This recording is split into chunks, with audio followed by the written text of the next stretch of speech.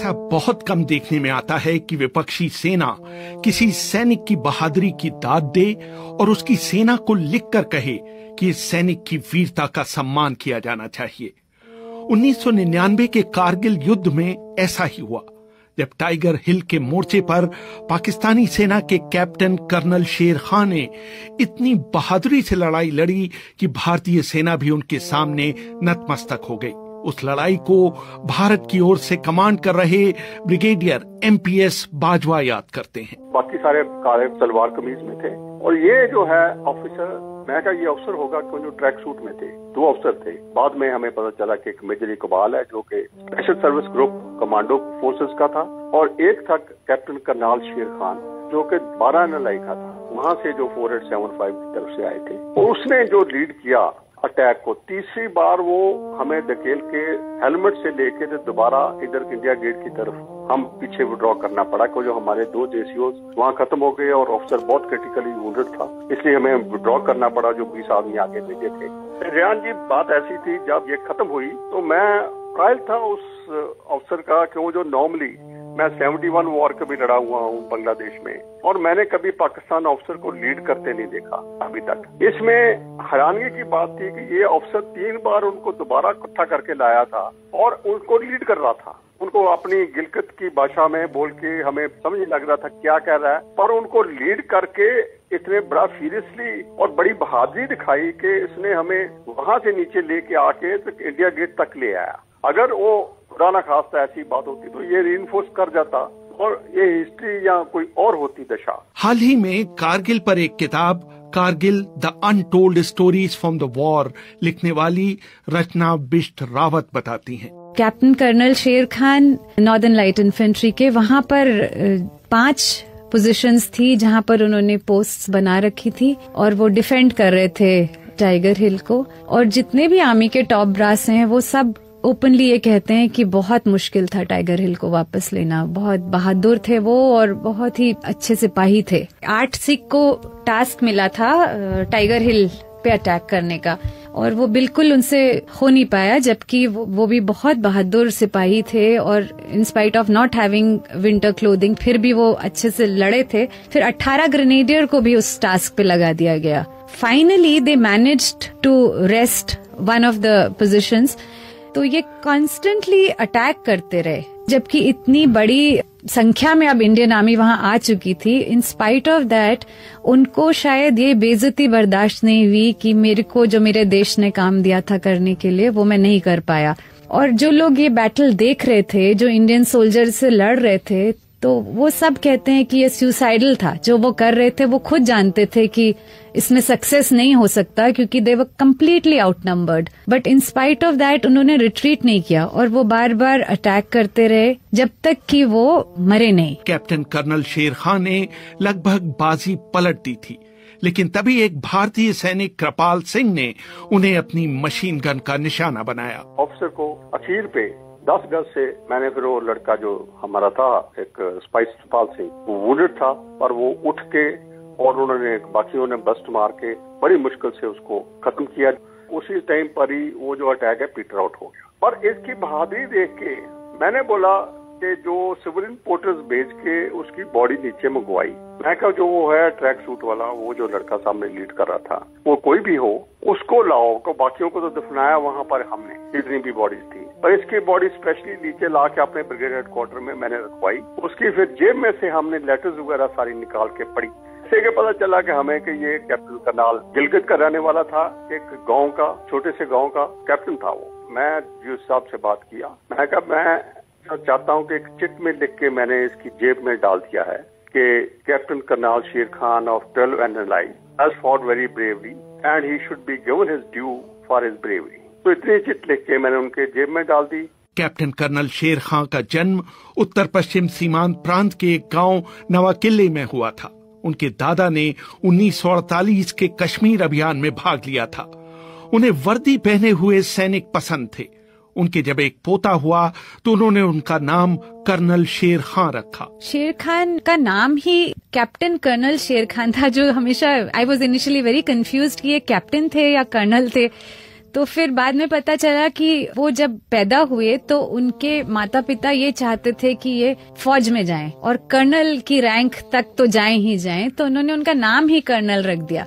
तो शुरू से ही शायद उनमें भी ये जज्बा था कि वो सिपाही बनेंगे। जब कर्नल शेर खां का नाम रखा गया तो उनके पिता और दादा को ये अंदाजा नहीं था कि इस नाम की वजह से उनके पोते की जिंदगी में कई उलझनें आएंगी।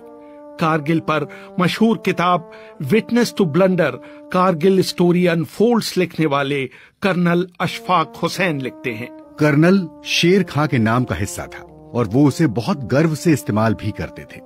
जब वो फोन उठाकर कहते थे लेफ्टिनेंट कर्नल शेर स्पीकिंग, तो फोन करने वाला समझता था कि वो कमांडिंग ऑफिसर से बात कर रहा है और वो उन्हें सर कहना शुरू कर देता था। तब शेर मुस्कुराकर कहते थे कि वो लेफ्टिनेंट शेर हैं। मैं अभी आपकी बात कमांडिंग ऑफिसर से करवाता हूँ। कर्नल शेर ने अक्टूबर 1992 में पाकिस्तान मिलिट्री एकेडमी ज्वाइन की थी। जब वो वहां पहुंचे तो उन्होंने दाढ़ी रखी हुई थी। उनसे कहा गया कि वो दाढ़ी कटवा दें, लेकिन उन्होंने साफ इनकार कर दिया। उनके आखिरी सत्र में उनसे फिर कहा गया कि आपका प्रदर्शन अच्छा रहा है, अगर आप दाढ़ी कटवा दें तो आपको अच्छी जगह पोस्टिंग मिल सकती है, लेकिन उन्होंने फिर इनकार कर दिया। उनसे 1 साल जूनियर रहे कैप्टन अलीउल हसनैन बताते हैं, पाकिस्तान मिलिट्री अकादमी में सीनियर रैगिंग के दौरान जूनियर्स के लिए गालियों का इस्तेमाल करते थे, लेकिन मैंने शेर खां के मुंह से कभी कोई गाली नहीं सुनी। उनकी अंग्रेजी बहुत अच्छी थी और वो दूसरे अफसरों के साथ स्क्रैबल खेला करते थे और अक्सर जीतते भी थे। जवानों के साथ भी वो बहुत आसानी से घुल मिल जाते थे और उनके साथ लूडो खेलते थे। कैप्टन कर्नल शेर खां में शुरू से ही देशभक्ति का जज्बा था। इसका जिक्र करते हुए उनके छोटे भाई ने एक बार कहा था, हमारे भाई हमेशा ये कहा करते थे, मैं 2 शेर पुश्तों के और सुनाता हूँ ताकि हमारे भाई पठान जो है वो भी समझ लें। मुठे खावरी द वतन बपिवर नकम कपसर द के टोल वतन खतनशी और खपल खावरा बपखपल विनो पालम कहाजत कुर्बानी जमाद तनशी। तर्जुमा कुछ इस तरह है, अगर सारी दुनिया जन्नत बन जाए तो मैं अपने वतन की मुट्ठी भर मट्टी इसके बदले में नहीं दूंगा। अगर इसे मेरे खून की जरूरत पड़ जाए, इसकी अबियारी मैं अपने खून से करूंगा और अपने जान का नजराना देकर इसकी हिफाजत करूंगा। जनवरी 1998 में वो डोमेल सेक्टर में तैनात थे।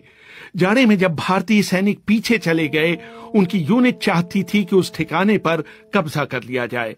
अभी वो इस बारे में अपने आला अफसरों से इजाजत लेने के बारे में सोच ही रहे थे कि कैप्टन कर्नल शेर खां ने सूचना भिजवाई कि वो चोटी पर पहुंच चुके हैं।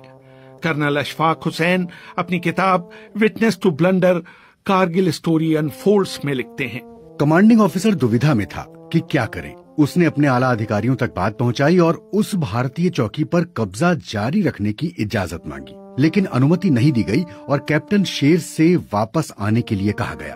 वो वापस आए, लेकिन भारतीय चौकी से कई स्मृति चिन्ह जैसे कुछ ग्रेनेड, भारतीय सैनिकों की कुछ वर्दियां, वाइकर गन की मैगजीन, गोलियां और कुछ स्लीपिंग बैग उठा ले आए। 4 जुलाई 1999 को कैप्टन कर्नल शेर को टाइगर हिल पर जाने के लिए कहा गया। वहां पर पाकिस्तानी सैनिकों ने रक्षण की 3 पंक्तियां बना रखी थीं, जिनको कोड नेम दिया गया था 129 ए, बी और सी। उनके दूसरे नाम थे कलीम, काशिफ और वकील पोस्ट। भारतीय सैनिक 129 ए और बी को अलग थलग करने में कामयाब हो चुके थे। बीबीसी से बात करते हुए कर्नल अशफाक हुसैन ने कहा, He was a very brave man. He was never found complaining against the hardship. वो बहुत बहादुर शख्स थे। उन्होंने कभी किसी तकलीफ की शिकायत नहीं की। हमले से 1 रात पहले उन्होंने सारे सिपाहियों को जमा कर शहादत पर एक तकरीर की। सुबह 5 बजे उन्होंने नमाज पढ़ी। सुबह वो मेजर हाशिम के साथ 129 बी पर ही थे कि भारतीय सैनिकों ने उन पर जवाबी हमला किया। खतरनाक हालात से बचने के लिए मेजर हाशिम ने अपने ही तोपखाने से अपने ऊपर गोले बरसाने की मांग की। जब विपक्षी सैनिक बहुत पास आ जाते हैं तो अक्सर उनसे बचने के लिए इस रणनीति के तहत इस तरह की मांग करते हैं। हमारी तोपों के गोले उनके चारों तरफ गिर रहे थे। पाकिस्तानी और भारतीय जवानों की हाथों से लड़ाई हो रही थी। तभी एक भारतीय जवान का एक पूरा बर्स्ट शेर खां को लगा और वो नीचे गिर गए। शेर खां को उनके साथियों के साथ शहादत मिली। बाकी पाकिस्तानी सैनिकों को तो भारतीय सैनिकों ने वहीं दफना दिया, लेकिन उनके पार्थिव शरीर को भारतीय सेना पहले श्रीनगर और फिर दिल्ली ले गई। भारतीय सेना ने दिल्ली में पाकिस्तानी उच्चायोग से संपर्क कर उन्हें कैप्टन कर्नल शेर खां का पार्थिव शरीर देने की पेशकश की, लेकिन उन्होंने उसे लेने से इनकार कर दिया। पाकिस्तान ने बोला कि हमारे आदमी को लड़ाई नहीं है, तो आप कैसे बोल रहे हो कि ये बॉडी है किसी की और कैप्टन कर्नल शेर खां की बॉडी है या किसकी है। हमने वो लेटर्स दिखाए, उनके लेटर्स साथ थे कि ये है ऑफिसर लड़ा है, बड़ी भारी से लड़ा है और आप इसकी बॉडी वापस ले लो। फिर बाद में जब बॉडी वापस गई, उसको मंजूर था, उसको रिकॉग्निशन मिलनी नहीं थी। अगर मैं ना बॉडी भेजता, उसकी वापस नीचे ना मंगवाता, तो आज उसका नाम भी कहीं ना होता। तब उसको निशाने हैदर दिया गया, सबसे बड़ा अवार्ड। उसके फादर ने, उन्होंने हमें लेटर लिखी इंडियन आर्मी को कि मैं आपका बहुत बहुत मशकूर हूँ कि आपने ऐसा किया। हमारा गांव जो है पूरे का पूरे गांव में बिजली पहुंच गई है, पूरे गांव में रोड आ गई है, उनकी गांव की नौहारें बदल गई है। ये आपका ही एक देन है कि मेरे बेटे को आपने अवार्ड दिलवाया। बाद में उनके बड़े भाई अनवर शेर ने एक वक्तव्य भी जारी किया। अल्लाह का शुक्र है कि हमारा दुश्मन भी कोई बुज़दिल दुश्मन नहीं है। अगर लोग कहे कि इंडिया बुज़दिल है, मैंने कहूँगा नहीं, क्योंकि उसने एलानिया कह दिया कि कर्नल शेर हीरो है। 18 जुलाई 1999 को पाकिस्तान कैप्टन कर्नल शेर खां का पार्थिव शरीर लेने के लिए तैयार हुआ। उसे पहले कराची, फिर इस्लामाबाद और फिर पाकिस्तानी वायुसेना के विमान से उनके पुश्तैनी गांव ले जाया गया, जहां हजारों लोगों ने आंसू भरी आंखों से उन्हें अंतिम विदाई दी। कई साल बाद उनके भाई अनवर शेर ने एक समारोह में बोलते हुए कहा था, असल में मैं तकरीबन 1974 से बाहर, मोबाइल वहाँ काम नहीं करते जहाँ मैं रहता हूँ, तो मैं आया PCO में। मेरे वालिद मेरे भाई की तीसरे दिन थी, तो वहाँ पर जब फोन मैंने किया, आकर मैं गाड़ी में बैठा, एक जो होटलों में जो काम नहीं करते यहाँ पर कैफेटेरिया में, एक बच्चा था सा छोटा सा, तो एक रेडी वाले के साथ वो खड़ा था, बातें कर रहा था। मैं उसकी तरफ देख रहा था कि ये क्या बोलते हैं। तो रेडी वाले को बताते कि पता है 1 घंटे के अंदर आर्मी ने नवा किली से लाइन लाकर उसके गांव तक पहुंचा दी टेलीफोन की। तो मैंने उस बच्चे से पूछा कि इधर आओ बेटा, क्या बात है, क्या हुआ है? तो उसने कहा तुम्हें पता नहीं है? मैंने बोला नहीं। बोलते हमारे शेर मामू शहीद हुए। मैंने बोले शेर कौन था? कहते हैं कि ये तो हमारे सवाबी का शेर था। तो मैंने सोचा आप क्यों इतने खुश हैं? कहते हैं इतनी मर्दानगी से वो शहीद हुआ है कि हमें फख्र है। आज भी आप जाकर वही हमारे इलाके में हमारे तकरीबन अफीसर साहब सारे आए थे उसके जनाजे पे। एक एक बच्चे के मुंह से यही आवाज आती है, यही बोलते हैं कि मैंने कैप्टन शेर बनने का है। तो हमें इससे ज्यादा खुशी और कोई नहीं। हक के शहीदों वफा